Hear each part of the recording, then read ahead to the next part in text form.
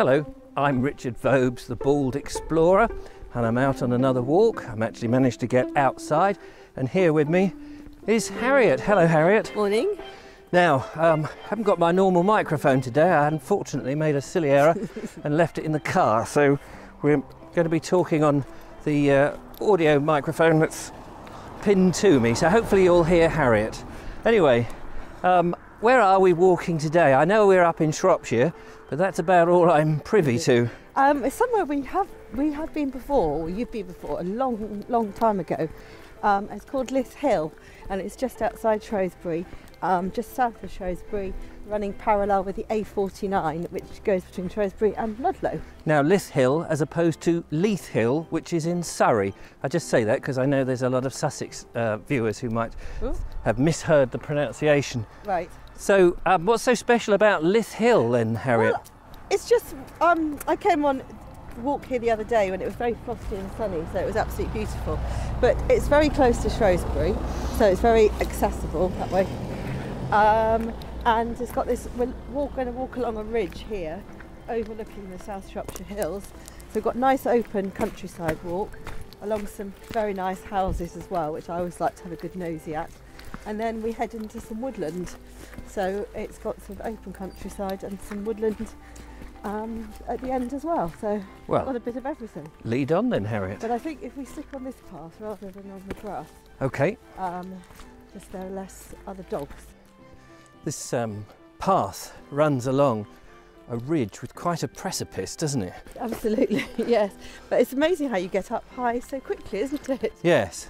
We drove somewhere. We drove. And then along this ridge, I mean, I think if you look behind us, you'll see some rather lovely houses that you can see clearly they've had the architects or the landowners have the idea of building on here. So you get this magnificent view. Of course, we're filming at the end of autumn towards winter time, and so the view is slightly marred, but it's still rather stunning. It stretches for miles, doesn't it? Yes, when I was last up here, I noticed that most of the houses quite sensibly have got big windows on this side, like this one coming up, I think.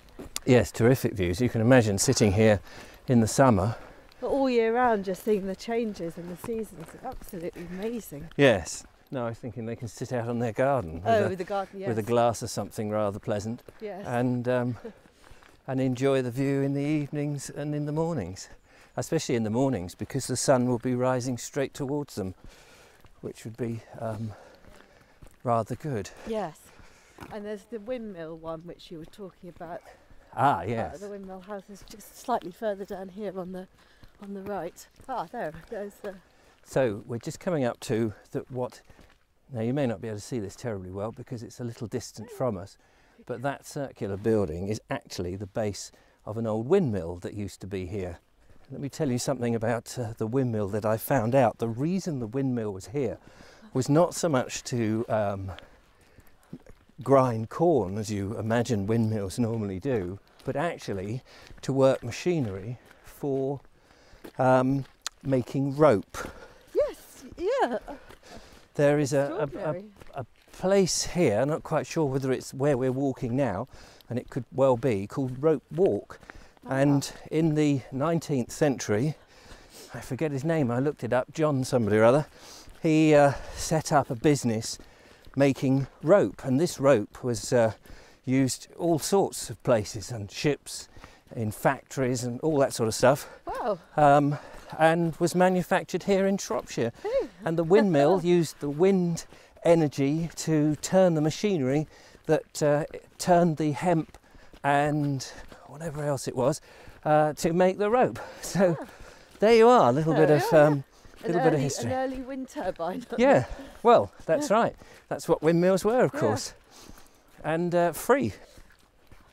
Another house here, taking full advantage. Yeah, exactly. Very nice house, apart from the windows, because they're double glazed and UPVC'd with the solar panels on them. Yes. Those solar panels, they do make a house look ugly, don't they? Yes. Yeah. This is your sort of place, isn't it, Harriet? It is, very much. We just let the dog out here, nice garden just outside Shrewsbury, and stunning views. I'd be very happy.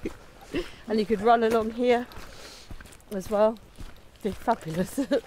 Yeah, definitely.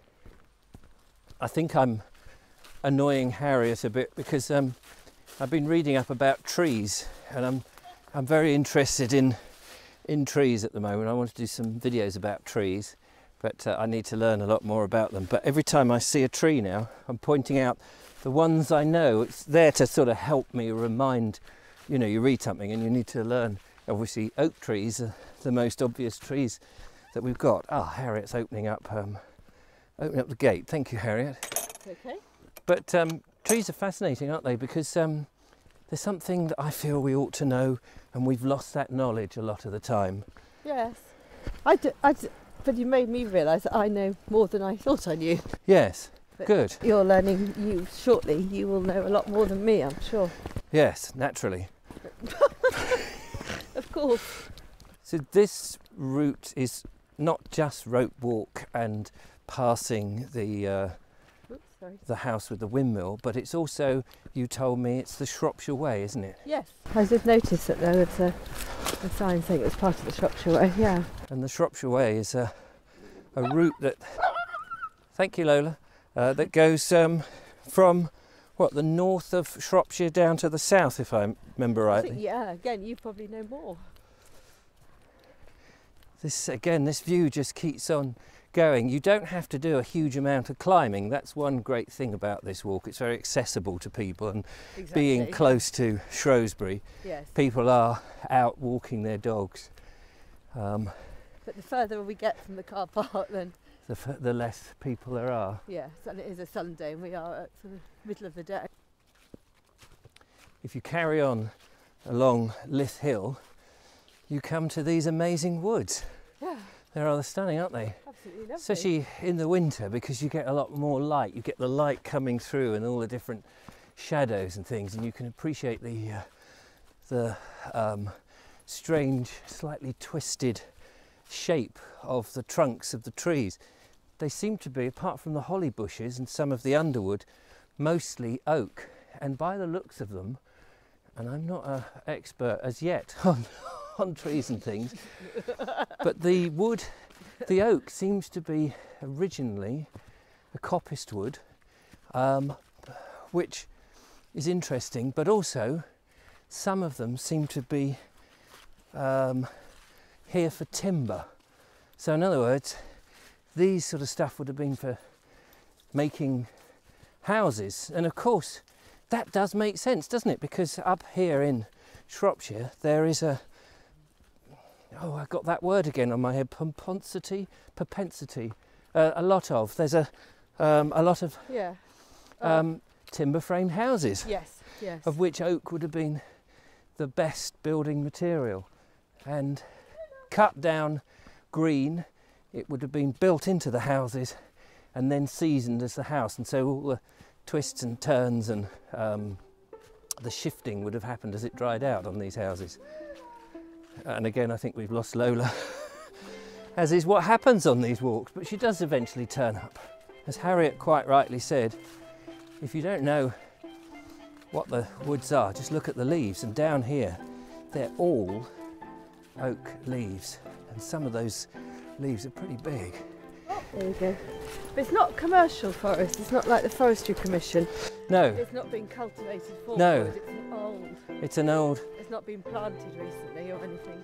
And or that's cut down recently, actually. And that's the interesting thing that I've been reading up about, actually, is that a lot of woods towards the end of the 19th century were sort of abandoned because basically you had the Forestry Commission coming in, and the changes, they wanted to plant trees, much more pine, spruce, that sort of thing, and these tall straight trees. Yeah. But the problem with those tall straight trees, unlike this sort of wood where there's what they call underwood and coppice wood, and these trees will just keep growing, the pine trees do not allow anything underneath to grow through. No. The only advantage is it's for deer. Oh, yeah. Fallow deer and that sort of thing can hide in the density of the wood. Yeah, it's true. But so anyway, there we are enjoying our little country walk. Thank you, Harriet, for bringing me up onto Lyth Hill. That's okay. In Shropshire. My pleasure. And Lola's enjoying it mostly, I think. She enjoys this sort of thing. So, I don't know where we're going. no, it looks like we're heading back. Yes, I think so. We're heading parallel. We're heading parallel because the sun's on that side of us. Oh, right. So that makes for a brilliant thing. Oh. No, that's good because we can get back to the car. Yeah. So until you see us again, thanks for watching and bye for now. Bye. Bye-bye.